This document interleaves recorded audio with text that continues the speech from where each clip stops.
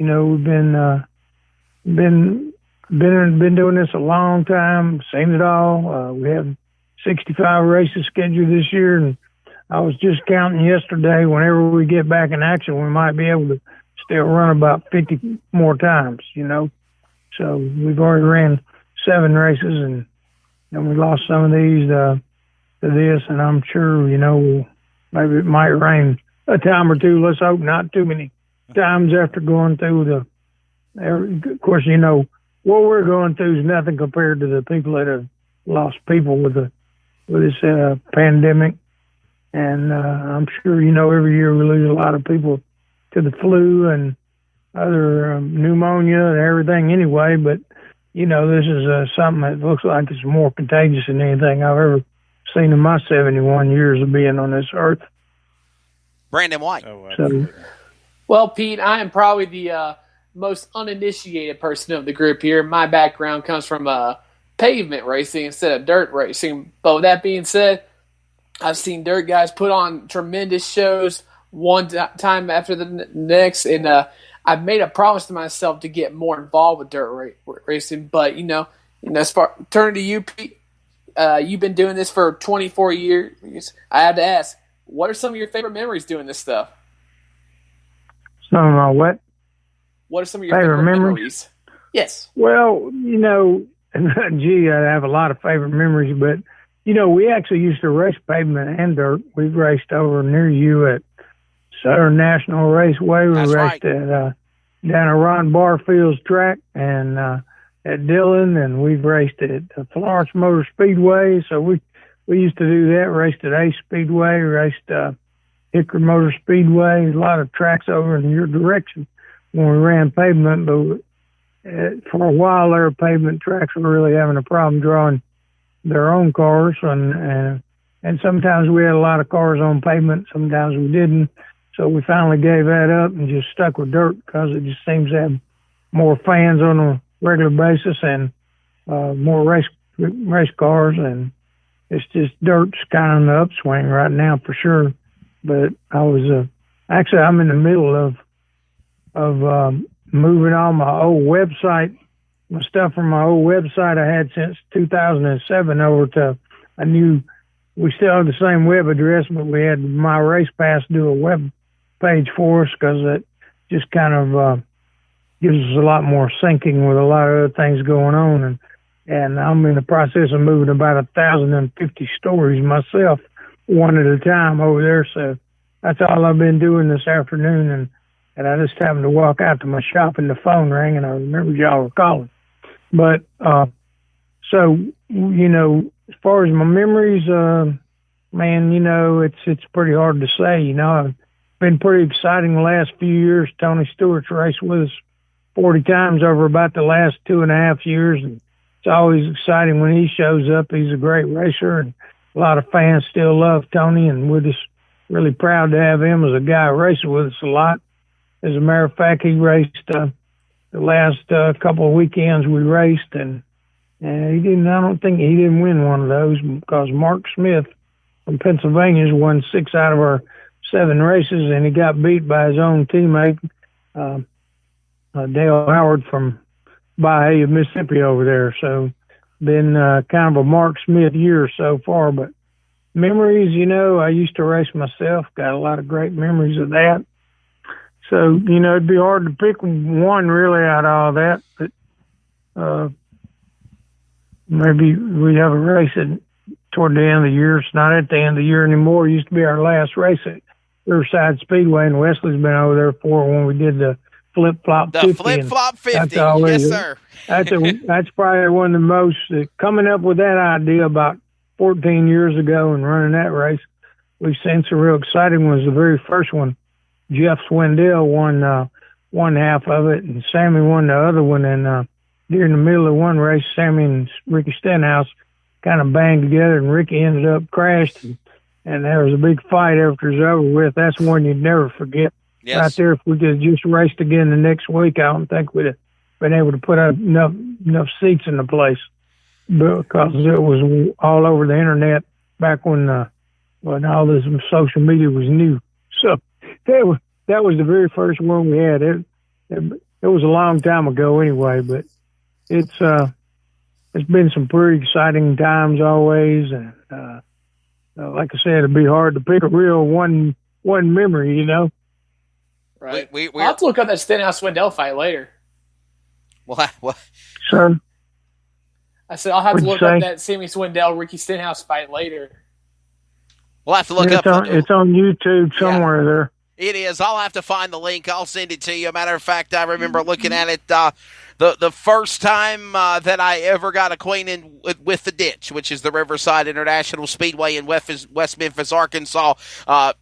Pete actually said, Wesley, go to that link, look at the track, see how unique it is, how small it is, how compact it is, and that's why you see the type of racing that you see. We are talking to Pete Walton of the USCS, USCSRacing.com. If you want to know more information, they're also on USCS Racing on Facebook, USCS Racing on Twitter, and a connoisseur is Pete Walton. He is still the man that will go and put flyers on cars in parking lots and malls. I've done it myself, doing it in the past with him.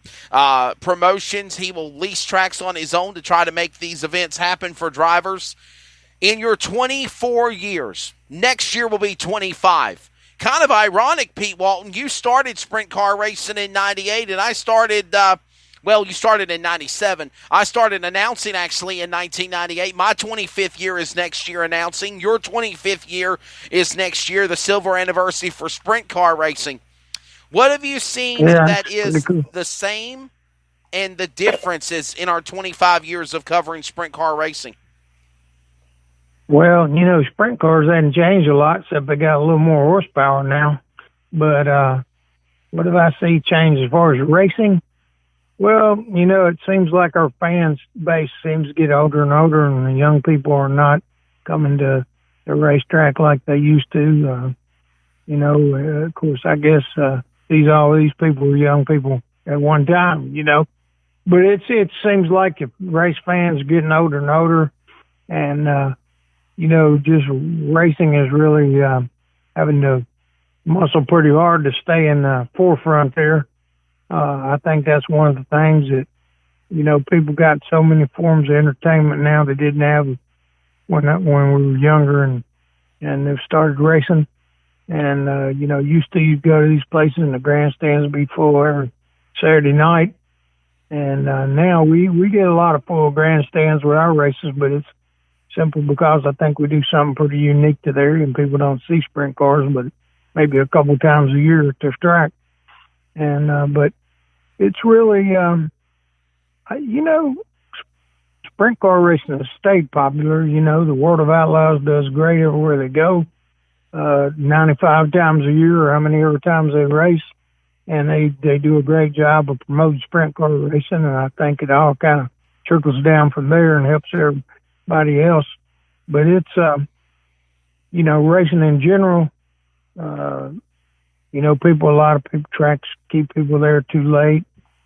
And we all probably run too many classes at a lot of our events and drag it out. And, that probably doesn't help anything. People's attention span is not as long as it was. And I think, shorter races and 3-hour programs probably about all they want to see. Mike Guerin. Do you agree with that, Wesley? Oh, sure. Absolutely. I think we need to definitely work on time management and work on not having 10 classes racing every night and make it a long show. And I believe if you run a 3.5-hour, 4-hour program, people have got their money's worth. Mike Guerin, would you agree with that with your next question for Pete Walton? Yeah, absolutely. I agree, Pete. I'm part of the staff at Boyd Speedway up in North Georgia and Ringo. And that's something that we've been discussing during this off time is, time management, looking at doing different things to shorten the show. Because, like you say, 6 hours in the stands is a long time sometimes. And the diehards will hang in there with you. But, it's, like you said, 3 or 4 hours, that's probably about the limit. But in all the series...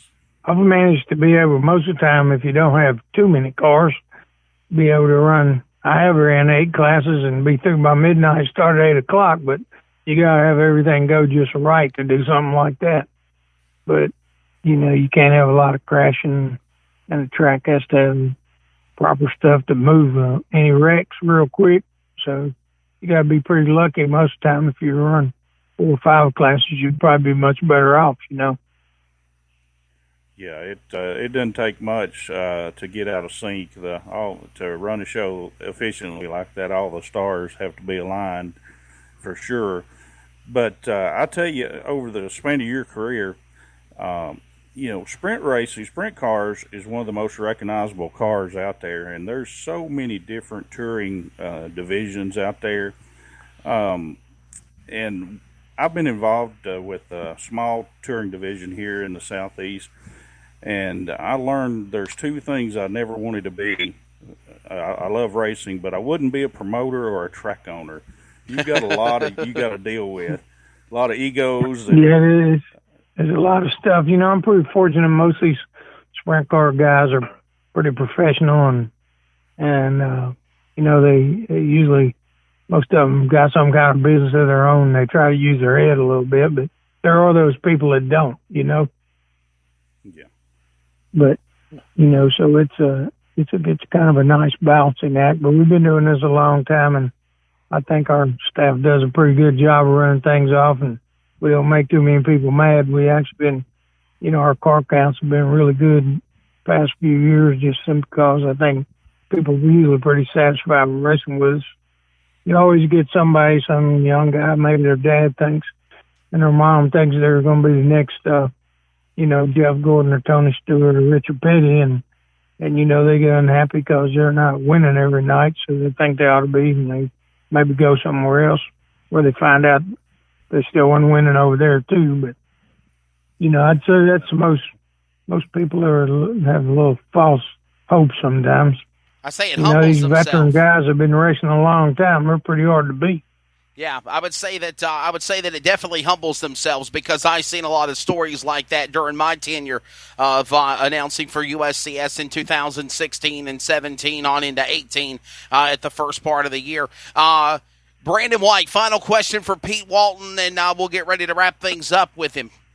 Well, it's not much of a question. It's more of an observation. Like you mentioned about how we need to condense these shows down to like 4 hours or so. That's the same thing with pavement racing. I mean, you see some tracks around here, won't name names, but they're so bent on practice. Like you see so many like practice labs. Like sometimes it lasts like 2 hours sometimes. And I mean, that's good and all, but people are here to see racing, not practice. Yeah, I was disappointed sometimes going back to my pavement days. At some pavement tracks, they want everybody to start practicing at 2 o'clock in the afternoon when it's 110 degrees out there. I can remember some times at Southern National over there when it was so freaking hot down there. It's kind of down the hole. In the infield, it'd be so freaking hot down there, and they'd start practicing at 2 o'clock in the afternoon. And, the fans really didn't have to show up then, but it was pretty hard on everybody else. That's just too much practice, wears out too much equipment, really. Agreed. Pete, my final question. Go ahead. Go ahead and continue.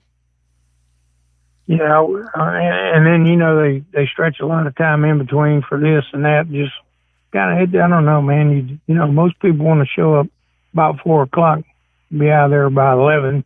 The racer, maybe if the early guy gets there at 4:30, whenever you open the gate, the Terry Grays are sitting at the gate whenever you get ready to open it.